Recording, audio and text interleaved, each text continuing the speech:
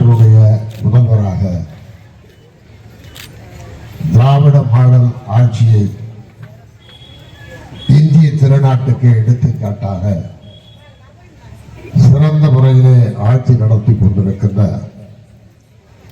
நம்முடைய மாண்புமிகு முதல்வர் தளபதி மு.க. ஸ்டாலின் அவர்களுடைய பிறந்த நாள் கூட்டமாக இது இருந்து நம்முடைய தலைவர் பல்லாண்டு காலம் சிறப்போடு வாழ்ந்து தமிழ் இனத்திற்கு, தமிழ் மொழிக்கு, தமிழ் கலாச்சாரத்திற்கு, தமிழ் பண்பாட்டிற்கு இன்னும் தொடர்ந்து எண்ணற்ற நன்மைகளை செய்ய வேண்டும் என்று நம்மெல்லாம் வாழ்த்துகின்ற அந்த மனநிலையோடு இருந்தாலும் இன்றைக்கு இருக்கின்ற சூழலிலே ஒன்றிய அரசினால் தமிழ்நாடு எப்படியெல்லாம் வஞ்சிக்கப்பட்டுக் கொண்டிருக்கிறது என்பதையும் மக்களுக்கு எடுத்து வைக்கின்ற கூட்டமாக இந்த கூட்டம் நடைபெற்றுக் கொண்டிருக்கிறது.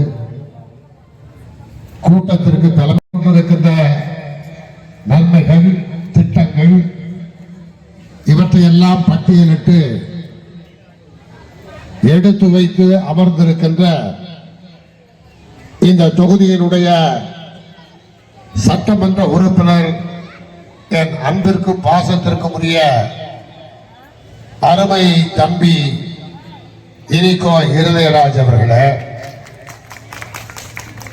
இங்கே இனிகோ அவர்கள் பேசுகின்ற பொழுது என்னை பற்றி இங்கே தன் மனதில் பட்டதை உணர்வோடு எடுத்துரைத்தார். அந்த வகையிலே நானும் இங்கே என்னுடைய அன்பு தம்பியை சட்டமன்ற உறுப்பினராக 5 ஆண்டுகள் நிறைவடைகின்ற இந்த நேரத்திலே காலையிலிருந்து வர்ற எல்லாரும் தாடி தான் வச்சிருக்காங்க. ஆனா 50 ஆண்டுகளுக்கு முன்னால் கதாநாயகனாக நடிக்கும் போது தாடி வைத்த ஒரே நடிகன் நான் தான் முதல் தாடி. முன்னோடி தாடி நான் தான். அப்ப தலை நிறையாக முடி சுருள் சுருளாக இருந்தது. இப்ப தலையில் முடி இல்லை, கருகரு என்று இருந்த தாடி வெள்ளையாகிவிட்டது. 50 ஆண்டு காலம் ஓடிவிட்டது. ஆனால் அதற்கு எனக்கு நான் பெருமைப்படுகின்றேன், மகிழ்ச்சி அடைகிறேன். காரணம் என்னன்னா, திருச்சிக்கே நான் 50 ஆண்டு காலமாக தொடர்ந்து வந்து கொண்டிருக்கிறேன். இந்த திருச்சியிலே இன்னைக்கு அன்பு தம்பி அன்பில் மகேஷ் பொய்யாமொழிக்காக வந்திருக்கிறேன். அதற்கு முன்னால் நம்முடைய அன்பில் பொய்யாமொழிக்காக வந்திருக்கின்றேன். அதற்கு முன்னால் அன்பிலாருக்காகவே நான் பிரச்சாரம் செய்ய வந்திருக்கிறேன். அன்பிலார் அவர்களிலிருந்து எனக்கு அன்பில் பொய்யாமொழி, அன்பில் மகேஷ் பொய்யாமொழி தொடர்ந்து 3 பாரம்பரியத்திற்கு 3 ஜெனரேஷனுக்கு நான் திமுக தொண்டனாக இங்கு வந்து இந்த திருச்சியிலே நான் பிரச்சாரம் செய்திருக்கிறேன். அந்த அளவுக்கு எனக்கும் திருச்சி மாநகரத்திற்கும் நெருக்கம் இருக்கிறது. சினிமாவை பொறுத்தவரையிலே எத்தனையோ நடிகர்களை திராவிட முன்னேற்ற கழகம் சந்தித்திருக்கிறது. எம்ஜிஆர் தொடங்கி நீங்க எடுத்துக்கொண்டால் எண்ணிக்கையிலே எத்தனையோ நடிகர்கள் திராவிட முன்னேற்ற கழகத்திற்கு வந்தார்கள், பதவிகளை பெற்றார்கள், போனார்கள், அப்படியெல்லாம் இருந்தது. ஆனால் நீங்கள் எடுத்துக்கொண்டால் ஒரே ஒரு நடிகன் 50 ஆண்டு காலமாக தொடர்ந்து திராவிட முன்னேற்ற கழகத்திலே தலைவர் கலைஞரை தொண்டனாக ஏற்றுக்கொண்டு இன்றைக்கு இந்த மேடையிலே நிற்கின்றது வாகை சந்திரசேகர் என்ற பொழுது எனக்கு இதைவிட ஒரு தமிழராக ஒரு பெருமை கிடையாது. இந்தியாவினுடைய தலை சிறந்த மாநிலமாக இந்தியாவில் இருக்கின்ற மற்ற மாநிலங்களிலே எல்லா வகையிலும் சிறந்த மாநிலமாக மற்ற மாநிலங்கள் ஏற்றுக்கொள்கின்ற வகையிலே ஒரு மாநிலம் இருக்கிறது என்றால் அது திராவிட மாடல் ஆட்சி நடக்கின்ற தமிழ்நாடு தான். தளபதி தான் இந்தியாவில் இருக்கின்ற மற்ற மாநிலங்களை விட தமிழ்நாடு சிறந்த மாநிலமாக கொண்டு வந்து முதல் இடத்திலே நிறுத்தி இருக்கிறார். அப்படி முதல் இடத்திலே நிறுத்தி இருக்கிற தமிழ்நாட்டிற்கு ஒன்றிய அரசு ஒரு பைசா நிதி கூட கொடுக்க மாட்டேங்குது. எல்லா வகையிலும் மக்களுடைய ஆதரவோடு மக்களுடைய மகிழ்ச்சியான மனநிலையிலே தன்னை நம்பி வாக்களித்த மக்களுக்கு சிறந்த முறையிலே ஒரு ஆட்சியை கொடுத்துக் கொண்டிருக்கின்ற ஒரு சிறந்த முதல்வராகத்தான் நம்முடைய தளபதி அவர்கள் இருக்கிறார்கள். செந்தமிழ் நாடனும் போதினிலே இந்த தேன் வந்து பாயுது காதினிலே என்று பாரதியார் சொன்னார். செந்தமிழ் நாடனும் போதினிலே இந்த தேன் வந்து பாயுது காதினிலே. தேன் வாயில் பாய்ந்தால் வாயில்தான் இனிக்கும். தேன் காதுல பாய்ந்தா காதுக்கு இனிக்குமா? காதுக்கு இனிக்கிற சுவை தெரியாது. ஆனால் அந்த செய்தி காதுல இனிக்கிற மாதிரி இருக்குமா, அந்த உணர்வை கொடுக்குமா. அததான் பாரதி சொன்னான். அந்த தமிழ்னு சொல்லும் போது காதுக்குள்ள தேன் மாதிரி இனிக்குது என்று சொன்னான். அது மாதிரிதான் ஒரு அப்பா அம்மாவிட்ட வந்து பையன், அம்மா அப்பா நான் பாஸ் ஆயிட்டேன் அப்படின்னு அவன் சொன்னான்னா அது அவங்களுக்கு தேன் வந்து காதல பாயிர மாதிரி ஒரு செய்தி. ரெண்டு பேர் ஹோட்டலுக்கு போறாங்க சாப்பிடுறதுக்கு, நண்பர்கள். சாப்பிட்டு முடிச்சதுக்கு அப்புறம் ஒருத்தர் சொல்றான் பில்ல நான் கட்டிடுறேன்னு. அப்படி சொன்ன உடனே இன்னொரு நண்பர் இருக்கான்ல, அவனுக்கு அதான் தேன் வந்து பாயிர மாதிரி. அவன் என்ன பண்ண, அவனுக்கு சேர்த்து சாப்பிட்டு போல இருக்கு. இது போல தமிழ்நாட்டு மக்களுக்கு திராவிட மாடல் ஆட்சியினாலே தேன் வந்து பாயுது காதுல. அவ்வளவு திட்டங்களையும் நன்மைகளையும் மக்களுக்கு தொடர்ந்து செய்து கொண்டிருக்கிறார். அதைத்தான் இங்கே இருதயராஜ் அவர்கள் பட்டியலிட்டு சொன்னார். அவர் எண்ணிக்கையில் அடங்காத திட்டங்கள் நன்மைகள் இருக்கிறது. நேரத்தை கருதி சில திட்டங்களை மட்டும் நான் சொல்லுகிறேன் என்று மக்களுக்கு சென்றடைந்த நன்மைகளை எடுத்து சொன்னார். ஆனால் இன்றைக்கு இந்த பிறந்தநாள் மேடையிலே வெறும் மகிழ்ச்சியோடு நாம் தளபதியை வாழ்த்துகின்ற மேடையாக இது இல்லை. இன்றைக்கு பல்வேறு சோதனைகளை சந்தித்துக் கொண்டிருக்கின்ற சூழ்நிலையிலே நாம் இருக்கின்றோம். அண்ணா காலத்திலே மும்முனை போராட்டம் என்று சொன்னார்கள். இன்றைக்கு மும்முனை போராட்டம் நடந்து கொண்டிருக்கிறது. என்ன நிதி? நாம கேட்கிற நிதியை கொடுக்க மாட்டேங்கிறது ஒன்றிய அரசு. சரி, அது மட்டுமா? தொகுதி சீரமைப்பு, இருக்கிற தொகுதியை குறைக்கணும்னு ஒரு திட்டம். அது மட்டுமல்லாமல் ஹிந்தியை கொண்டு வரணும். இந்த மூன்று போராட்டத்தை சந்திக்கின்ற ஒரு இடத்தில் தான், ஒரு கட்டத்தில் தான் இன்றைக்கு நாம் நின்று கொண்டிருக்கின்றோம். எப்படியாவது இந்த 39 எம்பியை குறைக்கணும். அதுதான் ஒன்றிய அரசு போடுகின்ற திட்டம். இதே சமயத்தில் இந்தியாவில் வந்து மக்கள் தொகை அதிகமாகிட்டு இருக்கு. மக்கள் தொகையை கட்டுப்படுத்தணும் என்று சொன்ன போது மக்கள் தொகையை கட்டுப்படுத்தியதிலேயே முதல் மாநிலமாக தமிழ்நாடு விளங்கியது. அப்ப ஒன்றிய அரசு, அன்றைக்கு இந்திய அரசு என்ன சொன்னதோ அதை கேட்டு மக்கள் தொகையை கட்டுப்படுத்திய மாநிலம் தமிழ்நாடு. இப்ப அவன் என்ன சொல்றான்? ஒன்றிய அரசு மக்கள் தொகையை வச்சு கணக்கிடுவான். அப்ப மக்கள் தொகையை வச்சு கணக்கிட்டா மற்ற மாநிலங்களோட நமக்கு எம்பி குறையும். 39 எம்பினால அவனால தாங்க முடியல. பாராளுமன்றத்தை சும்மா அதிர வைக்கிறாங்க. அது அவனால பொறுக்க முடியல. அதனால எப்படியாவது குறைக்கணும். 543 தொகுதி அந்த சீரமைப்பு அவன் கொண்டு வந்தான்னா 8 சீட்டு குறைஞ்சு போகும் நமக்கு. அதே நேரத்தில் இன்னொரு திட்டம் இருக்கு. அவன் என்ன பண்றான், எம்பி 848 எம்பியா உயர்த்தப்பட்டால் நமக்கு கூடுதலா 22 எம்பி கிடைக்கணும். ஆனா இதையெல்லாம் சதி திட்டம் தீட்டி இந்த அமித்ஷா என்ன சொல்றான், நான் ஒரு தொகுதி கூட தமிழ்நாட்டு குறைக்க மாட்டேன்னு. அதெல்லாம் கதை. அமித்ஷாவும் மோடியும் சொல்ற எதையுமே நம்ம நம்பக்கூடாது. அவ சொல்றது ஒண்ணு, செய்யறது ஒண்ணு. அதனாலதான் 58 கிட்டத்தட்ட தமிழ்நாட்டில் இருக்கிற ஒரு 60 கட்சிகள்ல 58 கட்சி அனைத்தையும் கூட்டி இந்த தொகுதி மறுசீரமைப்புக்கு எதிர்ப்பு தெரிவித்து 2 நாளைக்கு முன்னாடி கூட்டம் கூட்டினாரு நம்முடைய தளபதி அவர்கள். விடமாட்டார் அவர். அதில் எல்லாத்திலையும் வெற்றி கண்டு இருக்கின்ற தளபதி அவர்கள் இதிலும் வெற்றி காண்பார். வெற்றி காணாமல் விடமாட்டார். அது மாதிரி புதிய கல்வி கொள்கை, மும்மொழி கொள்கைன்னு கொண்டு வர்றான். மும்மொழி கொள்கைன்னா என்ன? இருமொழி கொள்கையில பிரமாதமா படிச்சுக்கிட்டு நல்லா தான் இருக்கணும்.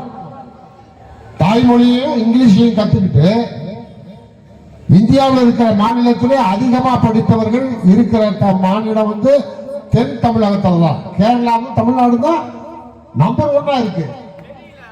இருமொழி கொள்கையில பிரமாதமா நம்ம பண்ணிக்கிட்டு இருக்கோம். ஆனா மும்மொழி கொள்கை அப்படின்றதுல உங்களுக்கு விருப்பமான மொழியை படிங்கன்னு சொல்லிட்டு அவன் போடுற திட்டம் என்னன்னா, ஹிந்தியை கொண்டு வர வேண்டும். ஹிந்தி தான். ஹிந்தி பிரச்சார சபா இருக்கு சென்னையில. 50 வருஷமா ஹிந்தி பிரச்சார சபா இருக்கு. வேணாம்னு சொல்றோமா? விருப்பப்பட்டு படிக்கிறவங்க படிக்கட்டும். ஆனா இந்தியை திணிக்கணும் நினைக்காத. ஆனா அவன் இந்தியை கொண்டு வருவது திட்டம் இல்ல. மோடிக்கும் அமித்ஷாவுக்கும் இந்தியை கொண்டு வருவது திட்டம் அல்ல. இந்தின்ற முகமூடிக்கு பின்னாடி ஒண்ணு ஒளிஞ்சிருக்கு, ஒரு பூதம். அதுதான் சமஸ்கிருதம். சமஸ்கிருதத்தை கொண்டு வர வேண்டும். இதே 50 வருஷத்துக்கு முன்னாடி சமஸ்கிருதத்தை நம்மெல்லாம் படிக்க கூடாதுன்னு சொன்னான். ஏன்னா அது கடவுள் பாஷை, அதை நாங்க மட்டும் தான் படிக்கணும், ஆரியர்கள் மட்டும் தான் படிக்கணும் சொன்னான். இப்ப அதே சமஸ்கிருதத்தை எல்லாரும் படிக்கணும், அந்த மொழியை கொண்டு வரணும், செத்து போய் கிடக்கின்ற அந்த மொழிக்கு உயிர் கொடுக்க வேண்டும் என்பது அவர்களுடைய சதி திட்டம். இந்த திட்டத்தில் மும்மொழி திட்டத்தை கொண்டு வந்திருக்கிறார்கள். ஹிந்தி படிச்சா நன்மை, ஹிந்தி படித்தா எல்லா மாநிலத்திலும் நீங்க வேலைக்கு போலாம். ஹிந்திக்காரன் பூரா தமிழ்நாட்டுக்கு வந்து வேலை பார்த்துட்டு இருக்கான். அங்க வேலை இல்லாம எல்லாம் இங்க வந்துட்டு இருக்கான். இங்க இருந்து நாங்க ஏன்டா ஹிந்திக்கு போனோம்? அதுல ஒரு தலைவரோ ஒரு அமைச்சரோ சொல்றாங்க, ஹிந்தி படிச்சா பல நன்மைகள் இருக்கு. என்னடா நன்மை இருக்கு? பான்பூரி விற்கிறான்ல, அவங்கிட்ட போய் एक प्लेट पानी पूरी தேகவா, एक प्लेट पानी पूरी தேகவா. இதுக்கு நாங்க 1வது இருந்து 12வது வரைக்கும் ஹிந்தி படிக்கணுமாடா? நம்ம ஊர்ல வந்து அவங்க நாட்டுக்கு வேலை செய்வானா, அவங்கிட்ட சட்னி சாம்பார் கேட்கறதுக்கு நம்ம ஹிந்தி படிக்கணுமா? 1வது இருந்து 12வது வரைக்கும் ஹிந்தி படிக்கணுமா? இதெல்லாம் பார்த்தாரு. இதனாலதான் தளபதிக்கு பயங்கர கோபம் வந்தது, எதிர்க்கிறாரு. ஆனா அவர்களுடைய திட்டம் வந்து மிகப்பெரிய திட்டம் வந்து தமிழை அழிக்க வேண்டும், தமிழ் மொழியை அழிக்க வேண்டும், தமிழர்களை அழிக்க வேண்டும், தமிழ் கலாச்சாரத்தை அழிக்க வேண்டும், தமிழ் பண்பாடை அழிக்க வேண்டும். புதிய கல்விக் கொள்கை ஏற்ற மாநிலத்தில் வந்து என்ன நடந்திருக்கு? புதிய கல்விக் கொள்கை மும்மொழி திட்டத்தை ஏற்றுக்கொண்ட மாநிலமெல்லாம் இருக்கு. பீகார் இருக்கு, மத்திய பிரதேசம் இருக்கு, ராஜஸ்தான் இருக்கு, சத்தீஸ்கர் இருக்கு, ஜார்க்கண்ட் இருக்கு.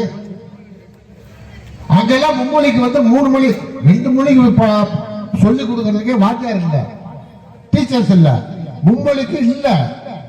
அப்ப நான் சொன்ன இந்த மாநிலத்துல எல்லாம் மாணவர்கள் சேர்க்கை கம்மியா இருக்கு. அது மட்டுமல்ல, இந்த 5 ஆண்டு காலத்துல பள்ளியிலிருந்து காலேஜ்ல போய் சேர்றதுக்கான ஸ்டூடெண்ட்ஸே கம்மி, காலேஜ் போறவங்களே கம்மி ஆயிட்டாங்க.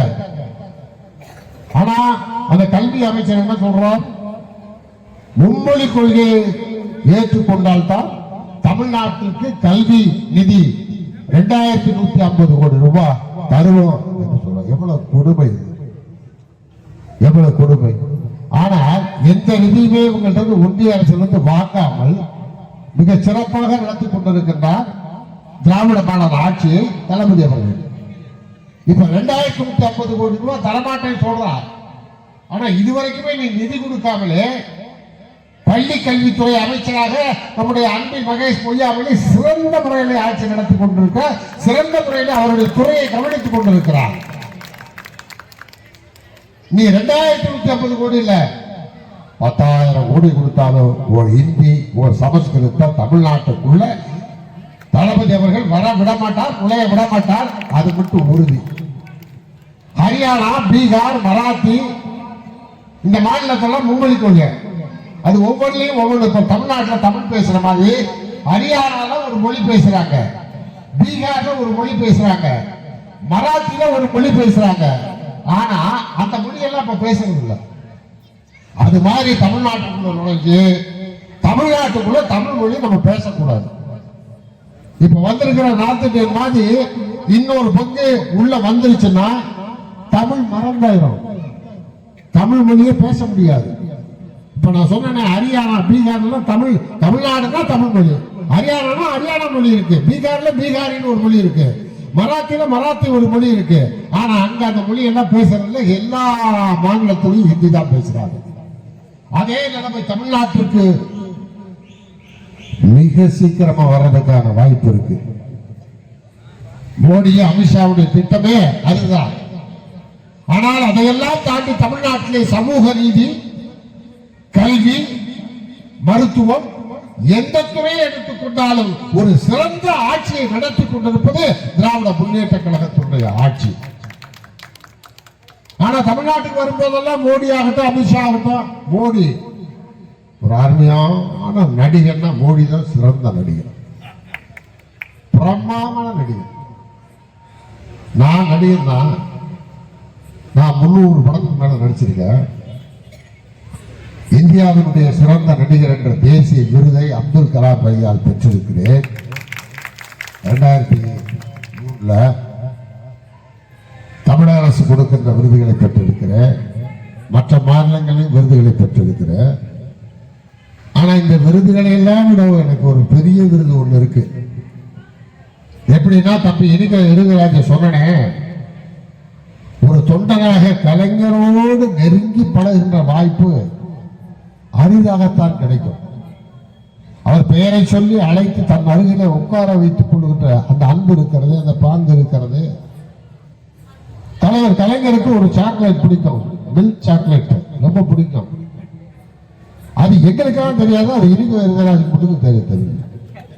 அவர் தான் அவர் தொழிலுக்கு வெளிநாடெல்லாம் போயிட்டு வரும்போதெல்லாம் இன்னைக்கு இருங்கராஜை பார்த்தா அவரை போலவே, அவர் முகத்தை போலவே அவர் ஒரு சாக்லேட் வாங்கிட்டு வருவார். ஆசையாக அந்த சாக்லேட்டை வாங்கி பிரிச்சு ஒரு குழந்தை மாதிரி கலைஞர் சாப்பிட்ட காட்சிகளை நான் பார்த்திருக்கிறேன். அந்த மாதிரி எனக்கு எத்தனையோ திரைப்படங்கள் நடித்திருந்தாலும் பல விருதுகளை பெற்றிருந்தாலும் நான் இதுக்கு போல நான் இந்த மாதிரி கட்டுக்கிடக்காத கூட்டத்தில் நான் சொல்றது ஒரு 50 வருஷத்துக்கு முன்னாடி, ஒரு 50 ஆண்டுகளுக்கு முன்னாடி எங்க ஊருக்கு வரும்போது கலைஞர் பிரச்சாரத்துக்கு வரும்போது தூரத்துல இருந்து கலைஞரை பார்ப்பேன், பக்கத்துல போக முடியாது, கூட்டம் பயங்கரமா இருக்கு. இப்ப பாத்தீங்கன்னா மின்விளக்கு பிரமாமா இருக்கு, மேடையில அங்க இருந்து பார்த்தாலும் மேடையில் நிக்கிறது தெரியும். அப்ப நான் குண்டு பல்பு அவ்வளவுதான் இருக்கும். நான் சொல்றது இப்ப 66 அந்த நேரம். அப்ப நான் பள்ளியில படிச்சுட்டு இருக்கேன். தூரத்துல இருந்து கலைஞரை பார்ப்பேன். ஸ்பீக்கர் இப்படி எல்லாம் இருக்காது, குழாதான் இருக்கும். அந்த குழாய் கிட்ட நின்று அப்படியே அவருடைய குரலை கேட்டுக்கிட்டு இருப்பார். அப்ப அவருடைய குரல் கேட்கும், என் உயிரினும் மேலான அன்பு உடன்பிறப்பு தமிழர்களே, தமிழர்களே, நீங்க இடத்தை கடலிலே தூக்கி போட்டாலும் கட்டு வரவாகத்தான் மிதப்பேன், அது நீங்கள் ஏறி பயணம் செய்யலாம், கவிழ்ந்து விட மாட்டேன். அதாவது எங்கே போனது அந்த குரல், கம்பீர குரல். அந்த குரல் இன்னும் காதுகளிலே ரீங்காரமிட்டுக் கொண்டிருக்கிறது. அப்படியெல்லாம் தூரத்திலிருந்து பார்த்தோம்னா சினிமாவில் நடிக்கிறேன். சினிமாவில் நடிச்சதுக்கு பிறகு நான் திமுக காரன் என்பது தலைவருக்கு தெரியாது, தலைவரை நான் நேசிக்கிறேன்றது தலைவருக்கு தெரியாது. ஏன்னா நான் கடைசி தொண்டன்ல, என்னை அவருக்கு தெரியுன்ற அவசியம் இல்லையே. அதற்கு பிறகு நான் சினிமாவில் நடித்த பிறகு கலைஞர் இல்லத்திலிருந்து கலைஞருடைய உதவியாளர் சண்முகநாதன் அவர்கள் எனக்கு தொலைபேசியிலே பேசி உங்களை தலைவர் பார்க்க விரும்புகிறார் என்று சொன்னார். கலைஞர் என்ன பார்க்க விரும்புகிறாரா? என்னடா இது அதிசயம்! எங்கேயோ கட்டுக்கிடக்காத கூட்டத்தில் கடைசியில் நின்று அவரை பார்க்க முடியாத, முகத்தை பார்க்க முடியாத இயங்கி தவிச்சது அவரை நம்ம பார்க்க போறோமா? ஒரே ஆனந்தம், குஷியில போய் தலைவரை பார்க்க கோபாலபுரம் போறேன். அந்த சின்ன படிக்கட்டு வழியா ஏறி மேல போறேன். தலைவர் உட்கார்ந்துருக்காரு. இப்ப இருக்க அந்த மஞ்சள் துண்டு இதெல்லாம் வெள்ளை துண்டு போட்டு உட்கார்ந்துருக்காரு. எனக்கு கையும் கூட காலும் கூட கலைஞர் எவ்வளவு பக்கத்துல பார்க்கிறப்ப அப்ப அவரு என்ன பேச போறாரோ அப்படின்னு நான் அப்படியே ஆசை அவரையே பார்த்துட்டு இருக்கேன். ஏன்னா நம்ம கலைஞரை பார்த்ததெல்லாம் எப்படின்னா சினிமால பார்க்கும்போது அவர் வந்து பேசுவாரு, மேடையில பேசும்போது இப்ப பேசுற மாதிரி தூய தமிழ்ல இலக்கண தமிழ்ல பேசிதான் பார்த்திருக்கேன். அப்ப திடீர்னு நம்மள மாதிரி சாதாரணமா பேசுறாரு. சார், உங்களோட படங்கள்லாம் பார்த்தேன், பாலைவனேஸ்வரர் பார்த்தேன், சுமை பார்த்தேன், சிவப்பள்ளி பார்த்தேன், ரொம்ப நல்லா நடிச்சிருக்க அப்படின்னு சாதாரண தமிழ்ல பேசுறது. கலைஞரா இல்ல கலைஞர் மாதிரி வேற யாராவது இருக்காங்களா என்ன அப்படின்ற அளவுக்கு ஒரே கற்பனையா இருக்க. அப்ப அவர் சொன்ன வார்த்தை, நடிகர் திலகம் சிவாஜிக்கு பிறகு, லட்சிய நடிகர் SSRக்கு பிறகு நல்ல தமிழ் பேசுகிற ஒரு தமிழ் நடிகர் சினிமா உலகத்திற்கு கிடைத்திருக்கிறார். எனக்கு அப்படியே தமிழ் தாயே நேர வந்து தேவி நல்லா தமிழ் பேசுறடா அப்படின்னு சொன்னா எப்படி இருக்கும்? அப்படி இருந்தது கலைஞர் சொன்னது. எதுக்காக சொல்றேன்னா, எத்தனை விருதுகள் வாங்கினாலும், இந்தியாவுடைய சிறந்த நடிகர், உலக எத்தனை விருதுகள் வாங்கினாலும், இனி வாங்க இருந்தாலும், கலைஞர் வாயால் நீ நல்லா தமிழ் பேசுறேன்னு சொன்னார்ல, அதுதான் உலகத்திலே சிறந்த விருது, அதுதான் பெரிய விருது. நான் மதுரையிலே ஒரு கிராமத்திலே பிறந்தவன், விவசாய குடும்பத்திலே பிறந்தவன். இன்றைக்கு திருச்சியிலே வந்து இங்கே மேடையிலே நின்று கொண்டு வெள்ளை வேட்டி வெள்ளை சட்டை கட்டிக்கொண்டு கருப்பு சிவப்பு வேட்டியை கட்டிக்கொண்டு என் தம்பிக்காக நான் இங்கே மேடையிலே நிற்கின்றேன் என்றால், உறவினர்கள் என்று நம்ம ஊர்ல தான் இருப்பாங்க, கொஞ்சம் பேர் தான் இருப்பாங்க.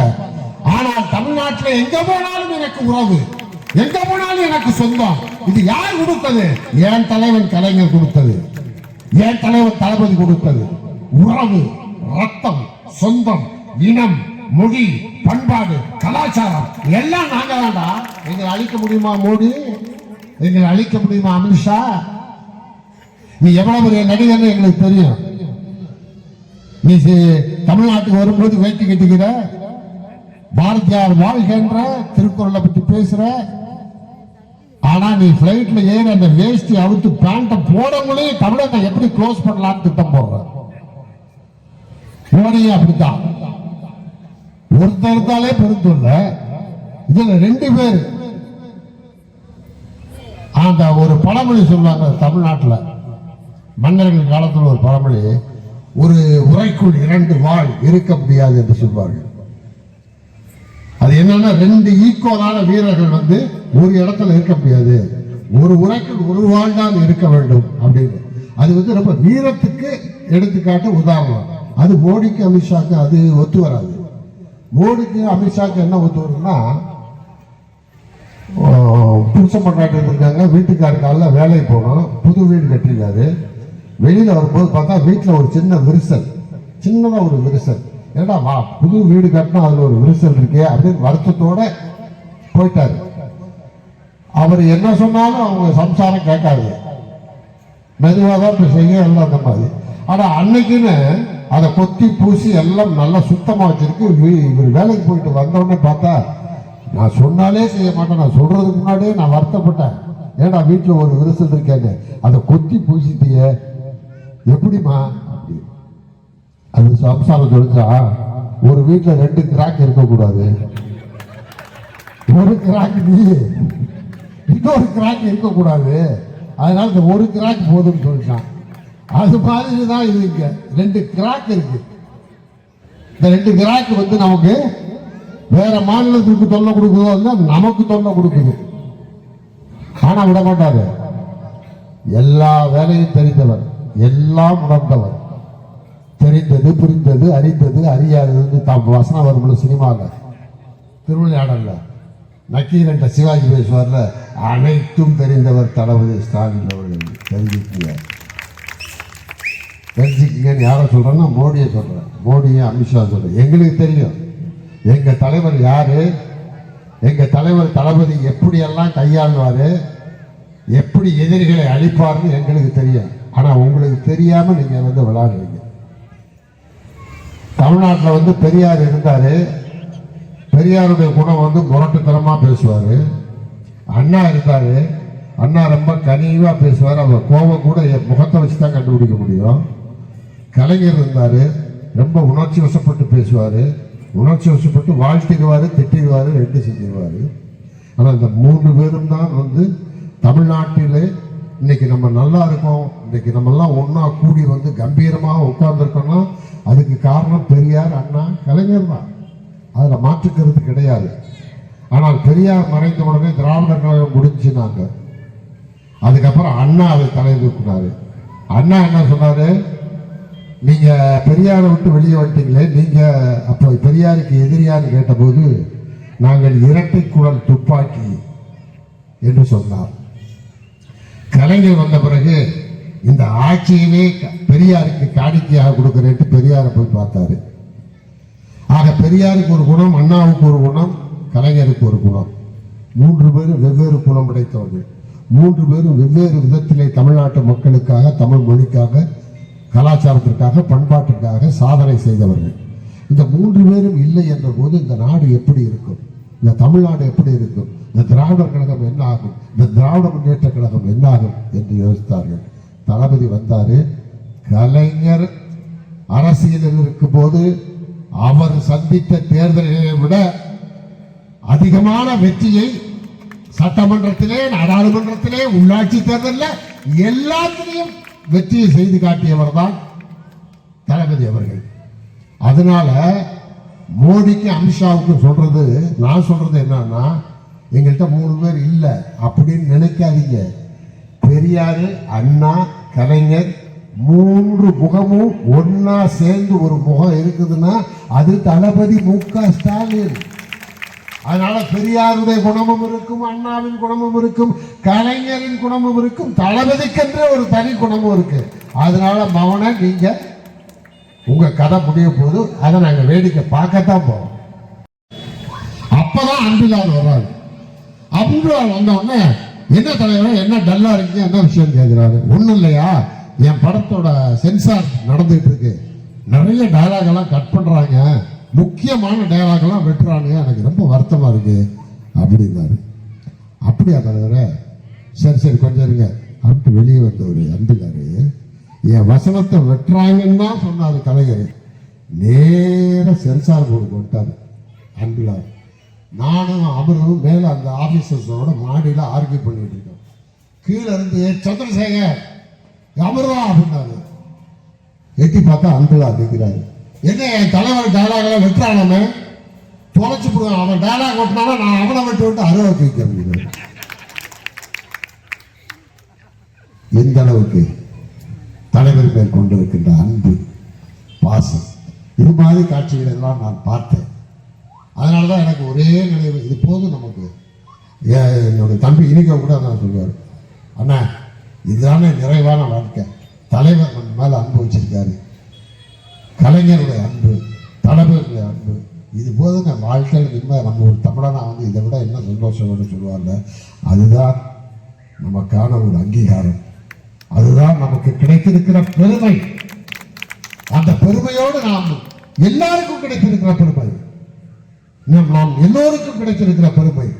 இதில் ஒரு சிலர் திமுகவை சேராமல் பொதுமக்களாக கூட நீங்கள் வந்திருக்கலாம். அந்த பொதுமக்களுக்கு நான் சொல்றேன், திமுக ஒரு கட்சி அரசியல் நீங்க நினைக்காதீங்க. நம்ம குடும்பத்துல ஒருத்த மாதிரி திமுக. உங்களுக்கு ஒரு பிரச்சனை, உங்க வீட்டுல ஒரு துன்பம், ஒரு துயரம் என்றால் ஓடி வந்து நிற்பது திமுக தான். அதற்கு எங்களுக்கு ஆட்சி தேவையில்லை, பொறுப்பு தேவையில்லை, எதுவும் பதவி தேவையில்லை, ஒன்றும் தேவையில்லை. உங்களையே நம்பி இருக்கிறோம். உங்கள் வீட்டு வாசலிலேயே காத்திருப்போம். உங்களுக்காக உங்கள் கண்ணீரை துடைக்க எங்கள் கரங்கள் காத்துக் கொண்டிருக்கிறது. நீங்கள் புன்சிரிப்போடு மகிழ்ச்சியாக சிரித்தால் அது எங்களுக்கு பெரிய மகிழ்ச்சி, எங்கள் உள்ளத்திலே பெரிய தொப்பை கொடுக்கும், மகிழ்ச்சியை கொடுக்கும். ஆகவே இந்த நேரத்தில் இக்கட்டான இந்த சூழ்நிலையில் கூட நிச்சயமாக தளபதி அவர்கள் வெல்வார்கள். இந்த 3 பிரச்சனையிலும் நிச்சயமாக வெல்வார்கள். அடுத்து 2026 மீண்டும் தமிழகத்தின் முதல்வராக தளபதி அவர்கள் வருகிறார்கள். தொடர்ந்து தமிழ்நாட்டு மக்களுக்கு நன்மைகளை செய்கிறார்கள். இதுக்கு ஒரே ஒரு சின்ன உதாரணத்தை சொல்லி நான் முடிக்கிறேன். ஒரே ஒரு சின்ன கதை. இது எனக்கு எங்க ஐயா எங்க அப்பா சொன்ன கதை. காசே இல்லாமலே ஒருத்தர் முன்னேறலாம், காசு இருந்து ஒருத்தர் வந்து அழிச்சு போலாம். இதுக்கு ஒரு கதை. எக்கச்சக்கமான தோட்டம் தொடர்பு இருக்கு. அவருக்கு 2 பசங்க, அண்ணன் தம்பி 2 பேரு. 2 பேரை கூப்பிடுறாரு.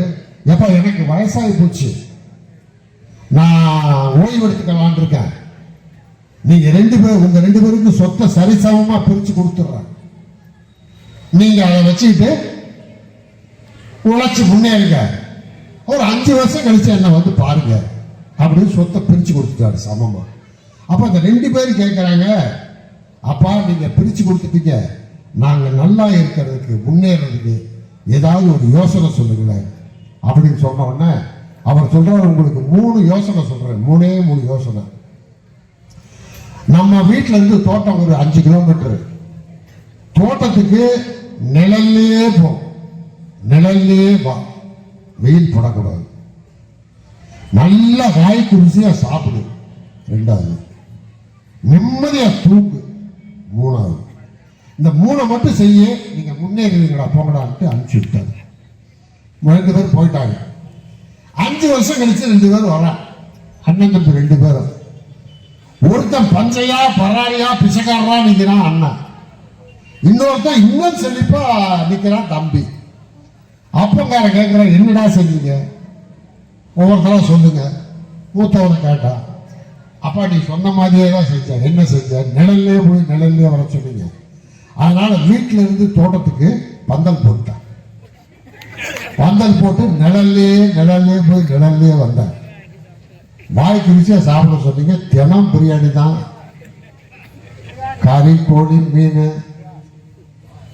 சாப்பிட்டா.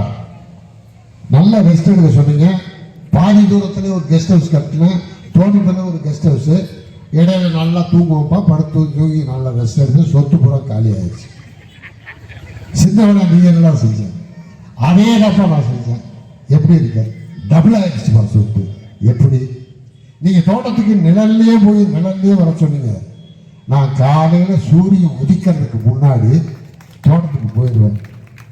அப்போ ஒவ்வொன்றும் நிழல்லே போயிடுவேன்னா பகல் பூரா அந்த உழைப்பேன், 6 மணிக்கு தான் வேலையை முடிப்பேன், அதுக்குள்ளே வந்து சூரியன் விழுந்துடும், நிழல்லையே வீட்டுக்கு வந்துடுவேன். வாய்க்கு ருசியா சாப்பிட சொன்னீங்க, பகல் பூரா உழைச்சன வீட்டுக்கு வந்தோடனே கூழு கஞ்சி எது இருந்தாலும் வாய்க்கு ருசியா இருந்துச்சு சாப்பிடுவேன்.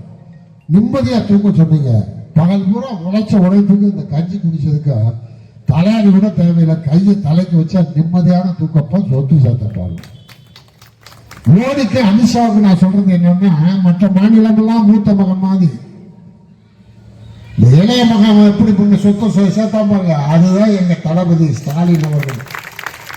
நீ காசே கொடுக்காட்டி வந்து இருக்கிறத வச்சு டபுள் ஆக்குவாரு, அப்படிதான் தமிழ்நாட்டை டபுள் ஆக்கி வச்சிருக்காரு. 2026 ட்ரிபிள் ஆக்க போறாரு. அதனால மகனே எந்த பாஷாவும் படிக்காது, மோடியினுடைய வித்தையும் படிக்காது, அமித்ஷாவுடைய பாஷாவும் படிக்காது. ஆகவே நாம் மகிழ்வோடு இருப்போம், ஆனால் ஒன்றை மட்டும் உறுதியோடு இருப்போம். என்ன முடிவெடுக்கிறாரோ தளபதி அவர்கள் அந்த முடிவுக்கு கட்டளைக்கு அடிபணிந்து அவர் பின்னே படை நடத்தி செல்வோம், வெற்றி காண்போம் என்று சொல்லி வாய்ப்புக்கு நன்றி கூறி விடைபெறுகிறேன். நன்றி, வணக்கம்.